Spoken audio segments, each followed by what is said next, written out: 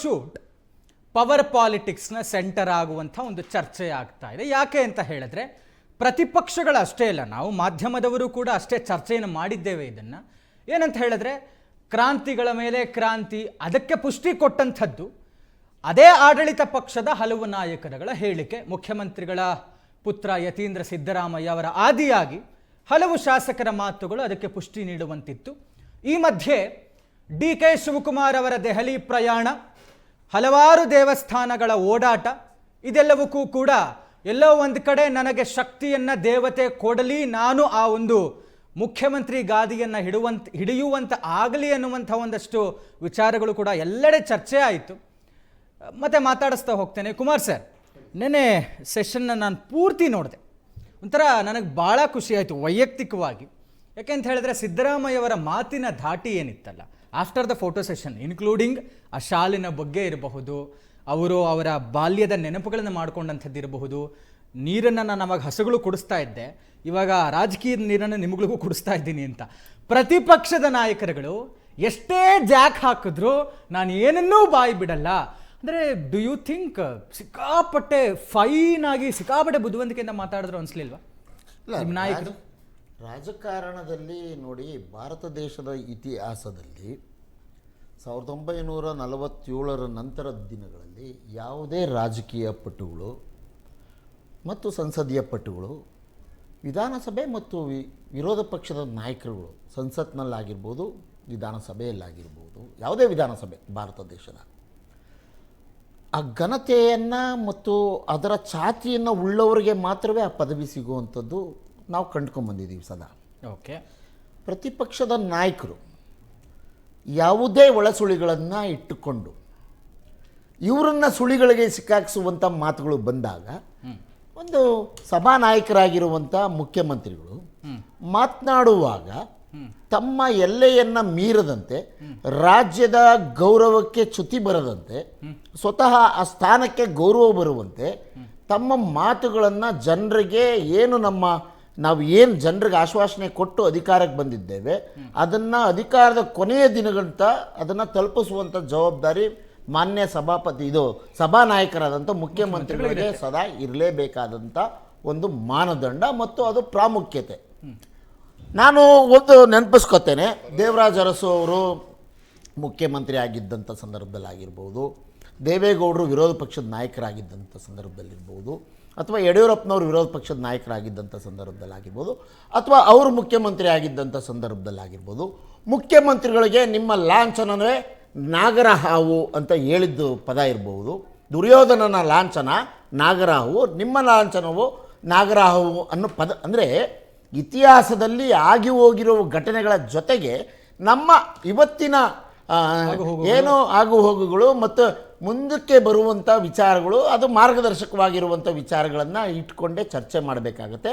ವಿರೋಧ ಪಕ್ಷದ ನಾಯಕರು ಎಂಥದೇ ಸಂದರ್ಭದಲ್ಲಿ ಯಾವುದೇ ಒಳೆಸುಳಿಗಳನ್ನು ಇಟ್ಕೊಂಡು ಯಾವುದೇ ರೀತಿಯ ತಿರ್ಗಾಮುರ್ಗ ಪ್ರಶ್ನೆಗಳನ್ನು ಕೇಳಿದಾಗ, ಅಥವಾ ರಾಜ್ಯದ ಅಭಿವೃದ್ಧಿ ಮತ್ತು ಜನತೆಯ ಆಶೋತ್ತರಗಳಿಗೆ ಸಂಬಂಧಪಟ್ಟಂತೆ ಶಾಡೋ ಮುಖ್ಯಮಂತ್ರಿಯಾಗಿ ಏನು ವಿರೋಧ ಪಕ್ಷದ ನಾಯಕರು ಕೆಲಸ ಮಾಡ್ತಿರ್ತಾರೆ, ಅವರು ಕೇಳುವ ಎಲ್ಲ ಪ್ರಶ್ನೆಗಳಿಗೂ ಯಾವುದೇ ರೀತಿಯ ಲೋಪ ಬರದಂತೆ ಮತ್ತು ತಮ್ಮ ನಡವಳಿಕೆಗೆ, ತಮ್ಮ ವ್ಯಕ್ತಿತ್ವಕ್ಕೆ, ಸರ್ಕಾರದ ಘನತೆಗೆ ಮತ್ತು ಕರ್ನಾಟಕದ ವಿಧಾನಸಭೆಗೆ, ಕರ್ನಾಟಕಕ್ಕೆ ಚ್ಯುತಿ ಬರದೇ ಇರೋ ಥರ ಗೌರವಯುತವಾಗಿ ಮಾತನಾಡಬೇಕಾಗಿರುವಂಥದ್ದು ಮುಖ್ಯಮಂತ್ರಿಗಳ ಕಾರ್ಯ ಆಗಿರುತ್ತೆ. ಮತ್ತು ನಿನ್ನೆ ಆ ರೀತಿಯಲ್ಲಿ ಅನೇಕ ಪಟ್ಟುಗಳನ್ನು ವಿರೋಧ ಪಕ್ಷದ ನಾಯಕರು, ವಿರೋಧ ಪಕ್ಷದ ಸದಸ್ಯರುಗಳು ಹಾಕಿದಾಗಲೂ ಪ್ರಶ್ನೆಗಳನ್ನು ಮುಖ್ಯಮಂತ್ರಿಗಳು ಏನು ಬಜೆಟ್ ಸೆಷನ್ಗೆ ಸಂಬಂಧಪಟ್ಟಂತೆ ವಿಚಾರಗಳನ್ನು ಮಾತನಾಡಬೇಕಾಗಿತ್ತು.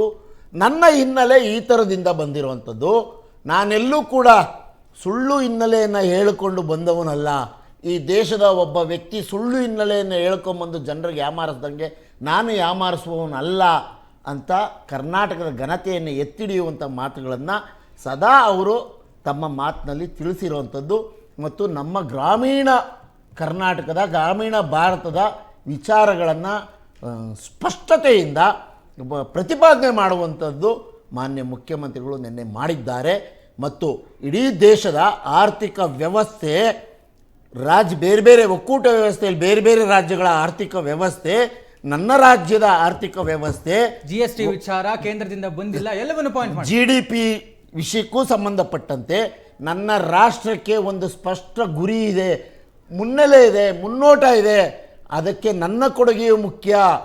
ಕರ್ನಾಟಕದಲ್ಲಿ ರಾಷ್ಟ್ರಕವಿ ಕುವೆಂಪು ಅವರು ಹೇಳಿರುವ ಒಂದು ಮಾತು, ಜಯ ಭಾರತ ಜನನೀಯ ತನುಜಾತೆ, ಜಯ ಹೇ ಕರ್ನಾಟಕ ಮಾತೆ ಅನ್ನುವ ಮಾತಿಗೆ ತಕ್ಕನಂತೆ ಮಾನ್ಯ ಮುಖ್ಯಮಂತ್ರಿಗಳು ನಿನ್ನೆ ಸ್ಪಷ್ಟವಾಗಿ ಕನ್ನಡದ ಗಟ್ಟಿತನದ ಮಾತುಗಳೊಂದಿಗೆ ನಿನ್ನೆ ವಿರೋಧ ಪಕ್ಷಗಳ ಎಲ್ಲ ಪ್ರಶ್ನೆಗಳಿಗೂ ಅಂಕಿಅಂಶಗಳ ಸಮೇತ ಯಾವ್ಯಾವ ಸಂದರ್ಭದಲ್ಲಿ ಏನೇನಿತ್ತು, ಯಾವ್ಯಾವ ಸಂದರ್ಭದಲ್ಲಿ ಏನೇನು ಸಾಲ ಮಾಡೋದಕ್ಕೆ ಏನೇನು ಕಾರಣಗಳು, ಮುಂದಿನ ದಿನಗಳಲ್ಲಿ ನನಗೆ ಬರಬಹುದಾದಂಥ ತೆರಿಗೆ ರೂಪದಲ್ಲಿ ಬರಬಹುದಾದಂಥ ಕರ್ನಾಟಕ ಸರ್ಕಾರದ ಆದಾಯ ಎಲ್ಲ ವಿಚಾರಗಳನ್ನು ಮತ್ತು ಕೇಂದ್ರ ಸರ್ಕಾರ ನಮಗೆ ಕೊಡಬೇಕಾಗಿರುವಂಥದ್ದು.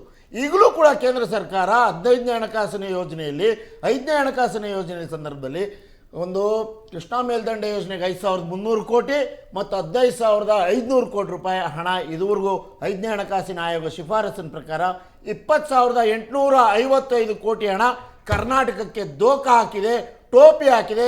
ಮನ್ರೇಗಾ ವಿಷಯದಲ್ಲಾಗಿರ್ಬೋದು, JNN ಅಂದರೆ ನರ್ಮ ಯೋಜನೆಗೆ ಸಂಬಂಧಪಟ್ಟದ್ದಾಗಿರ್ಬೋದು, ಮತ್ತು ನೀರಿಂದು ಕುಡಿಯೋ ನೀರಿಂದು ಏನದು ಯೋಜನೆ ಜಲಜೀವನ್ ಮಿಷನ್ ಹೆಸರಿನಲ್ಲಿ ಕರ್ನಾಟಕದಿಂದ ಹಣ ಹಾಕಿಸ್ಬಿಟ್ಟು ಅವರು ₹1 ನಮಗೆ ಕೊಡದೇ ಇರೋ ವಿಷಯಗಳಾಗಿರ್ಬೋದು, ಎಲ್ಲ ವಿಷಯಗಳನ್ನು ಎಳೆಯಾಗಿ ವಿಶುದ್ಧವಾಗಿ ಕರ್ನಾಟಕ ರಾಜ್ಯ ಆರ್ಥಿಕವಾಗಿ ಸದಾ ತುಂಬಿರುತ್ತೆ. ನೀವು ಖಾಲಿ ಚೊಂಬು ಪ್ರದರ್ಶನ ಮಾಡಿದ್ದು ತಂಪು ಭಾವನೆಯಿಂದ ನಮ್ಮ ಖಜಾನೆ ತುಂಬಿದೆ, ನಮ್ಮ ಚೊಂಬು ಭರ್ತಿಯಾಗಿದೆ ಅನ್ನೋ ವಿಚಾರಗಳನ್ನ GDP GDPಯ ಜೊತೆಗೆ ಆರ್ಥಿಕ ವ್ಯವಸ್ಥೆಯನ್ನ ಕೇಂದ್ರದ GDP ರಾಜ್ಯದ GDP ಕುರಿತು ಮಾತನಾಡಿದ್ದಾರೆ. ಇವತ್ತು ಕೂಡ ನನ್ನ ರಾಜ್ಯಕ್ಕೆ ಹೊರ ರಾಜ್ಯಗಳಿಂದ ಇವರೇನು ಅಲ್ಲೆಲ್ಲರನ್ನು ಸ್ತಬಲನ ಮಾಡಿಬಿಟ್ಟಿದ್ರೆ ನನ್ನ ರಾಜ್ಯದಲ್ಲಿ ಓವರ್ ಇನ್ಫ್ಲೇಷನ್ ಆಗಿ ಜನರು ಎಲ್ಲ ಉತ್ತರ ಭಾರತೀಯರು ಕರ್ನಾಟಕಕ್ಕೆ ಯಾಕೆ ತುಂಬ್ಕೋತಾ ಇದ್ದಾರೆ? ಇಲ್ಲಿ ನಾವು ಎಲ್ಲ ರೀತಿಯ ವ್ಯವಸ್ಥೆ ಉದ್ಯೋಗವನ್ನು ಸೃಷ್ಟಿ ಮಾಡುವುದರಲ್ಲಿ ನಂಬರ್ 1 ಇದ್ದೇವೆ ಭಾರತ ದೇಶದಲ್ಲಿ. ಉದ್ಯೋಗದ ಮಾತಾಡಬೇಡಿ ಸರ್, ಇಲ್ಲಾಂದ್ರೆ ಯುವಕರ ಪ್ರತಿಭಟನೆ ಅಲ್ಲ, ಯಾಕೆ ಅನ್ನೋದನ್ನು ಹೇಳ್ತೇನೆ ನಾನು. ಆಗಿದ್ದರೆ ಒಂದು ಪ್ರಶ್ನೆ, ನಾಳೆ ಬೆಳಗ್ಗೆ ನನ್ನ ಜೊತೆ ನಿಮ್ಮ ಸ್ಟುಡಿಯೋ ಜೊತೆ ಕ್ಯಾಮ್ರಾದಲ್ಲಿ ಬನ್ನಿ, ಯಶವಂತಪುರ ರೈಲ್ವೆ ಸ್ಟೇಷನ್ ಹೋಗೋಣ. 5 ರೈಲು ಉತ್ತರ ಭಾರತದಿಂದ ಬರುತ್ತೆ ಬೆಳಗ್ಗೆ 5ರಿಂದ 7 ಗಂಟೆ ಒಳಗಡೆ. ಎಷ್ಟು ಜನ ಉತ್ತರ ಭಾರತದ ಯುವಕರು ರೈಲಿಂದ ಇಳಿತಾರೆ? ಉತ್ತರ ಭಾರತದವರು ಇಲ್ಲ ಅಂತ ಹೇಳ್ತಾ ಇಲ್ಲ. ನೋಡಿ, ತಪ್ಪಿಸಬಾರ್ದು. ನೋಡಿ, ತಪ್ಪಿಸ್ಕೋಬಾರ್ದು. ನಾವು ಘಟನೆಗಳನ್ನ ಸುಳ್ಳು ಹೇಳೋದು ಬೇಡ. ನಡೀತಿರೋದನ್ನ ಪ್ರತಿದಿನ ಒಂದು ರೈಲಲ್ಲಿ ಕನಿಷ್ಠ ಪಕ್ಷ 2,000 ಜನ ಪ್ಯಾಸೆಂಜರ್ ಬರುವ ಅವಕಾಶ ಇದೆ. ನಾನು ಹೇಳ್ತಾ ಇದ್ದೇನಲ್ಲ, ನಿಮಿಷ ನೀವು ಸಂತೋಷ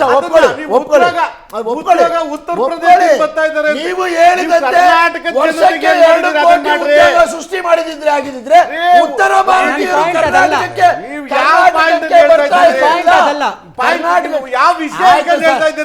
ಒಂದ್ ನಿಮಿಷ ನಾನು ಮುಖ್ಯವಾಗಿ ಹೋಗ್ಬಿಡ್ತೀನಿ. ನನ್ನ ಪಾಯಿಂಟ್ ಅದಿಲ್ಲ, ಉತ್ತರ ಭಾರತದವರು ಬರ್ತಾ ಇಲ್ಲ, ಇಲ್ಲಿಲ್ಲ ಅಂತ ಹೇಳ್ತಿಲ್ಲ. ಯುವಕರು ಒಂದಷ್ಟು ಜನ ಪ್ರತಿಭಟನೆ ಮಾಡಿದ್ರೆ ತಾವು ರಾಜ್ಯ ಹೇಗೆ ಸುಭಿಕ್ಷವಾಗಿದೆ, ಆರ್ಥಿಕವಾಗಿ, ಔದ್ಯೋಗಿಕವಾಗಿ, ಶೈಕ್ಷಣಿಕವಾಗಿ, ಸಾಮಾಜಿಕವಾಗಿ, ಉದ್ಯೋಗ ಸೃಷ್ಟಿಯಲ್ಲೂ ಕೂಡ ಹಾಗೆ ಪ್ರಥಮ ಸ್ಥಾನದಲ್ಲಿದೆ. Right, okay sir, okay. Atmananda ಅವರೇ,